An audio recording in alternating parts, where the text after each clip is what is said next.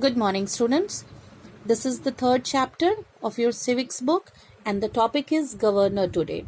In the previous two videos about this chapter third, the state government, we have already discussed about the legislative assembly, the legislative council, their compositions, the members and the functions, everything. Now in this video, we will discuss about the governor, the post of the governor and the powers.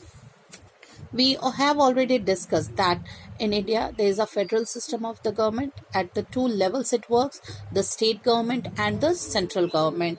Just as at the center there is a president and the prime minister. Prime minister is with the council of the ministers working over so many matters and the things. They run the government. Now at the center, just as the same at the center, at the state level also, the executive consists of the governor and the council of ministers. And the council of ministers is headed by the chief minister. Okay? At the central level, president, the prime minister and the council of ministers. Same at the state is there, the governor, the council of ministers, and that is headed by the chief minister. Governor is the constitutional head of the state. By the constitution, he is the head, but it's just the nominal one. Nominal means for the name only. The governor is the head of the state, just is the nominal one, but the real power lies with the chief minister and the council of ministers. Chief minister is responsible for taking the decisions. He decides over the things, the same as the president does at the central level. At the central level, the prime minister is responsible for taking the decisions. He takes all the decisions. He works for the things. And the president is just the nominal head. So, the president and the governor, they are the nominal heads only. There is a difference between them. As the president is elected, the president is elected, but the governor is selected by the president. No elections are there for the governor. The state level, there is the governor and the executive power is vested by the constitution, but the governor is appointed by the president of India. Okay, the governor is appointed by him.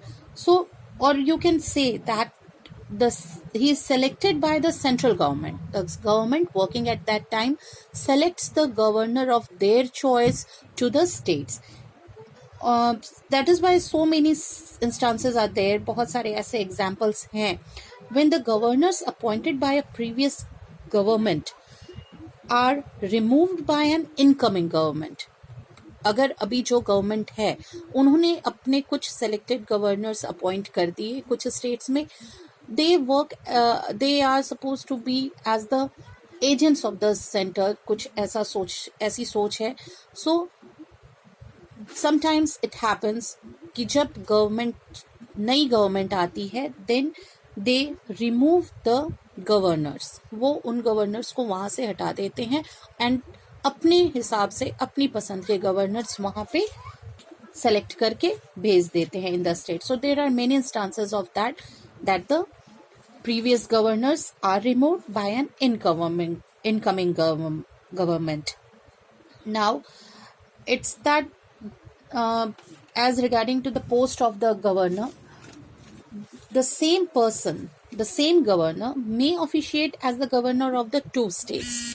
वो दो states में एक साथ work कर सकते हैं and the governor of the state is elected. Obviously they are selected by the president of India. So वो एक से ज़्यादा states में काम कर सकते हैं.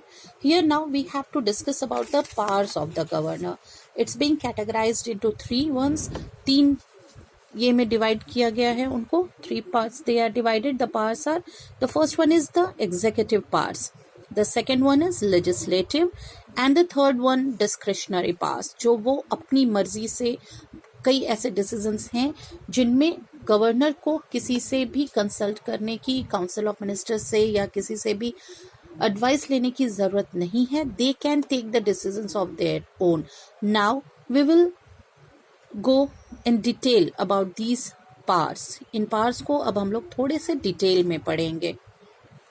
First one is the executive powers. He appoints the chief minister. वो चीफ मिनिस्टर्स को अपॉइंट करते हैं and the chief minister is obviously the leader of the majority party. जो मेजॉरिटी पार्टी के लीडर होते हैं उनको as a chief minister appoint किया जाता है. And he also appoints the other members of the council of minister. Other members of the council of, जो भी मिनिस्ट्री, जो कैबिनेट होती है चीफ मिनिस्टर की, उसके मेंबर्स को भी अपॉइंट करना गवर्नर का ही काम होता है. And this is done on the advice of the chief minister. Chief minister advises to the governor about the members of the council of ministers. Then he appoints the advocate general and the other members of the state public service commissions. आप लोगों ने सुना होगा BPSC, JPSC, UPPSC. So they are the state service commissions जहाँ से लोग for the administrative job they are selected from there. So it's the governor's job and it's his power to appoint the advocate general and the members of the state public service commissions. Then in the previous video when we were learning about the legislative council, we discussed that the governor nominates the members of the legislative council. 1/6 was there. 1/6 of the members are nominated by the governor of the state. He only selects the person from different fields who go to the legislative council. And the governor is also consulted by the president in the appointment of the judges to the high court. High court of the state, her state में high court है. So उनके judges को appoint करने के लिए भी he is being consulted by the president of India. Now, the second one is legislative powers. It's related with the laws and the bills in the state. The first one is that he or she can summon or postpone the sessions of the state legislatures. The going on sessions, या तो session चल रहे हैं उन्हें postpone किया जा सकता है, आने वाले सेशंस को पोस्टपोन करें, और समन देम, या स्पेशल सेशंस को बुलाया जा सकता है. The governor can call for the special sessions of the state legislatures. And every bill passed by the state legislature has to receive the governor's assent. जितने बिल पास होते हैं they are the laws. अगर वो पास होते हैं तो ही वो law में टर्न होते हैं. So they are definitely supposed to be passed by the governor. वो बिल तभी लॉ बनते हैं जब गवर्नर उन्हें पास करता है, and it's done and it is verified and checked and done. The governor says that it's okay, कोई उसमें उन्हें प्रॉब्लम नहीं होती है, no objections are there, then only the bill turns into the law. And he has the power to grant pardon or reduce the punishment passed by the courts under the state's law. If anyone is punished, so he or she, the victim or the one who is being punished by the state by the law, can appeal to the governor for pardon. उसकी सजा को कम करना या खत्म कर देना, ये भी गवर्नर के ही पावर्स में से एक है.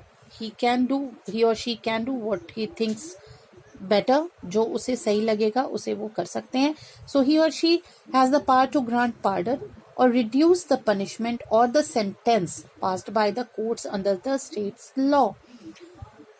Then the another thing is that the first session after the elections, जो पहला सेशन होता है इलेक्शंस के बाद था, and the first session every year begins with the governor's address. जो भी सेशन होता है असेंबलीज की, state assembly or state legislature, the first session is there, then that has to be addressed by the governor. Now the discretionary powers are there. The powers which he or she can use on his or her own in special situations. These powers can be used by the governors in special situations, they need not act on the advice of the council of ministers. उन्हें किसी भी council of ministers या किसी से advice लेने की जरूरत नहीं होती है इन powers को use करने के लिए. The first one is that when no party gets a clear majority, the governor can appoint a chief minister. He can appoint anyone as the chief minister and ask him to prove the majority by the coalition.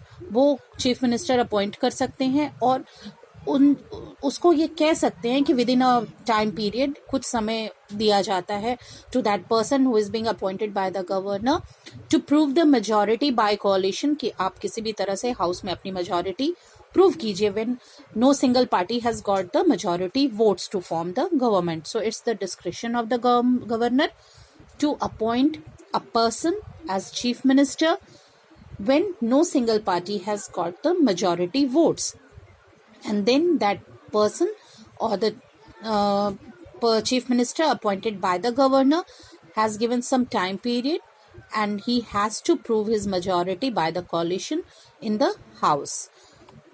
Then he can impose the president's rule if the governor feels like that the state government is not functioning according to the constitution, and on the basis of this report, when he sends the report to the president can proclaim emergency in the state, and this imposition of president rule during this period, he can send the recommendation to the president if he thinks that the government in the state is not working properly or it's not working according to the constitution.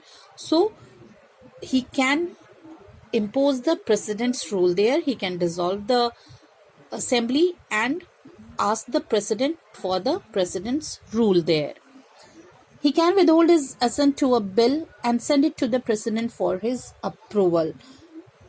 He can reserve any bill for the consideration of the president. अगर कोई bill है जिसमें उन्हें objection feel हो रहा है, he is not feeling like to pass it, then he can reserve the bill and keep it for the consideration of the president. So this is all with the powers of the governors. The next point we have to deal with is the council of ministers and the chief minister. That would be the last point of your third chapter. So in next video we will discuss about the council of ministers and the chief minister. For this, as we have to end the point of the governor, we have discussed about the governor. The topic is done now. We can say that sometimes people may think that the post of governor is useless, they are just the nominal heads, but the role played by the governor is very important. He serves as a bridge between the central government and the state government.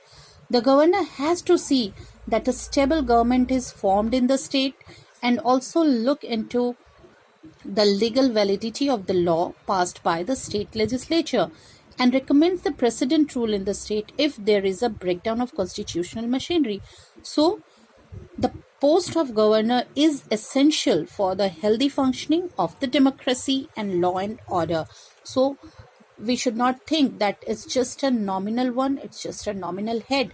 It's very essential and very necessary for the functioning of the democracy and the law and order in the state. Thank you.